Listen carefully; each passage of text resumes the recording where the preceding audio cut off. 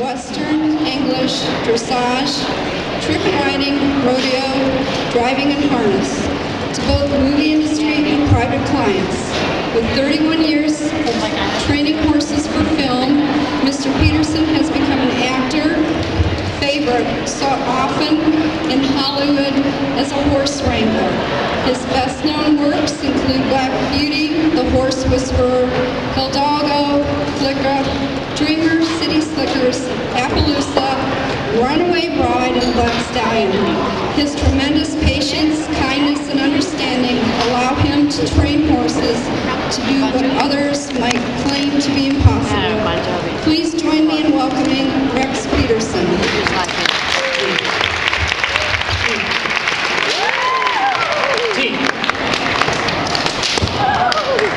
This is Mr. T. Mr. T, 10-year-old thoroughbred horse, was picked by the director for Dreamer. Came straight off the track. He would race the weekend before we picked him up. So he had a lot of bad habits when he got him. So when I started with him right off the bat, I figured out he had absolutely no respect for a person on the ground. He'd been led, as I call it, like whiskers everywhere he went. So he walked on you, pushed on you, bit you, pawed you on the back of the legs. He had several bad habits. Well, the first thing I taught him, we're going to put your head down, and you're going to learn a concession right off the bat. Because I've got a little girl, Dakota Fanning, a multi-million-dollar actress, but is scared to death of horses.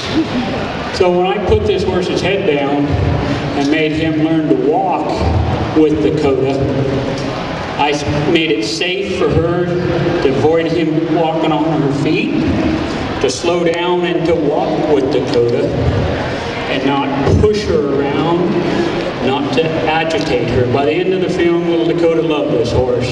Kurt Russell bought her a horse after the movie was over.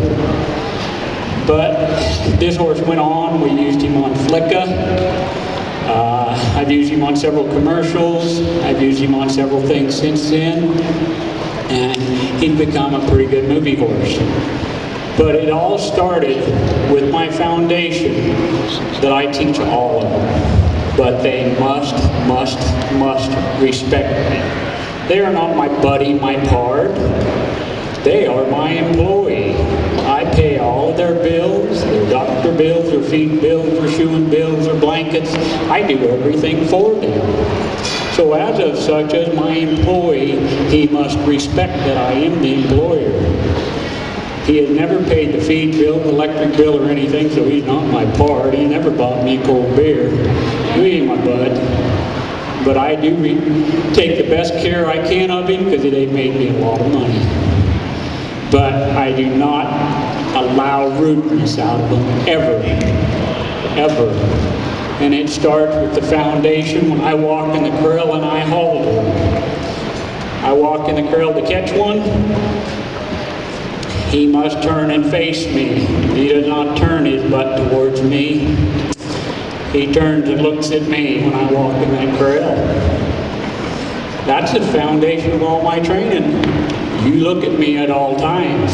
When I get on a movie set, 120 crew members, he must look at me and ignore everybody else, the lights, the cameras, the reflectors, the silks, the other actors. Even though he may have to be looking at the actor, he must ignore them and pay attention to me. So it all starts when I start schooling. And part of what I start schooling with is what I call war bridle. And simply a 5/16 nylon that I have made up. From 31 years in the movie business, going back to when I was born and raised in ranch country, Nebraska, I learned that I must be able to lead a horse and lead a horse softly. If he's pulling on the lead rope and dragging me around, who's leading the parade? He ain't paid the feed bill, he don't need to be leading the parade.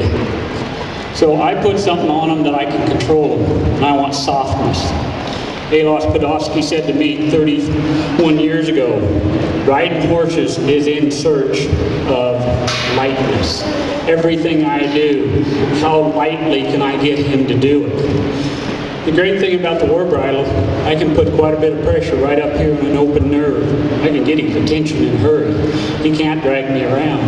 If he goes to walk by me, I can put pressure across his nose. If I've got a big horse that's dragging me around, like this horse has learned to do in a halter at the racetrack, it wasn't no use playing tug-of-war. He weighs 1,250 pounds. I can tell you he's going to win tug-of-war. But when I put something on him that I can make him come where I want him to with the lightest pressure, now who's leading the parade? And I must stress, lead the parade. Do not let him. If he's leading the parade when you go and get him out the pasture, he's going to lead the parade when you get on him. So it must start when you put the halter on. Manners start the moment you catch him, and they must continue until you take the halter off back in the pasture. He has 23 hours a day to do whatever he wants. You ask for his attention 1 or 2 hours a day, 5 or 6 days a week. I'd like to have that job. So you're not asking a lot of him. So you're paying everything. He needs to pay attention and listen to you. And if they don't, I'll do what it takes to get their attention. I ask a horse, I tell a horse, and then I make him. I don't stand for any bullshit because he weighs 1,200 pounds and he will put you in the hospital. I've been there too many times. And that's why I developed these products, my videos, to help people. I done the movie Horse Whisperer 10 years ago, almost 12 now. Sometimes I wish I never had. It developed whole, I believe, like Nicholas Evans said after he done the movie. He wrote the book. He said, when I wrote that book, I'd never heard of Horse Whisperer. Now they're everywhere. Trigger had 78 voice commands on him, trained by one of the greatest trainers Hollywood ever seen. And when Glenn told Trigger to do something, he done it. They were voice commands. There'll never be another horse like Trigger because nobody will dedicate themselves to a horse the way Glenn dedicated himself to Trigger. 78 voice commands on a dog is unheard of that has twice the brain capacity. 78 on Trigger was unreal. So when people nowadays say, oh, these guys are great, wonderful, no. They've been training horses 3,000 years. Are we doing anything better today than they were doing 100 years ago? No. We got better publicists, but they're not doing anything better.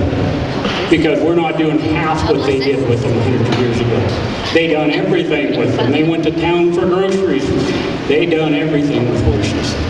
So when we're asking them to work, we own them for pleasure now. Very, very, very few people make a living with them. We own them for a pleasure.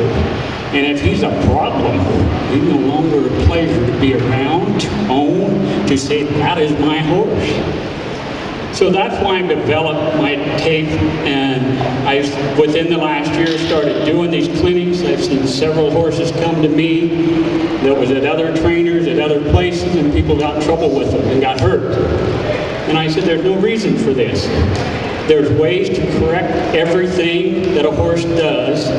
He was born a blank chalkboard. When he come out of his mother, he had no bad habits.